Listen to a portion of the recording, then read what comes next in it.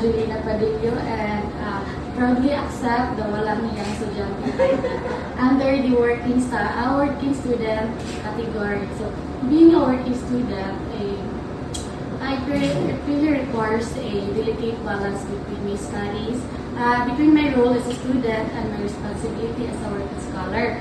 So it really requires a strong determination and fighting spirit to successfully manage both roles. So, being Walang Hiyang Estudyante,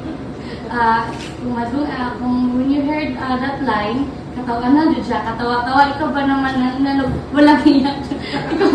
Pero if we look into the other side, the positive side, it really, it shows that me being a Walang Hiyang Estudyante is a proof that I am being strong and a independent student, a scholar that made me what I am today and will help me to achieve my dreams for the future.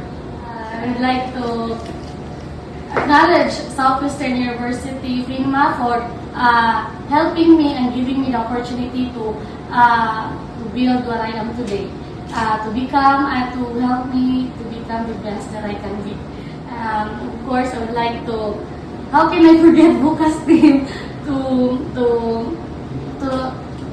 show my grateful for this opportunity, for recognizing my pagkawalang hiya, for recognizing my me being me na willing to fight for everything just to succeed in life. Thank you.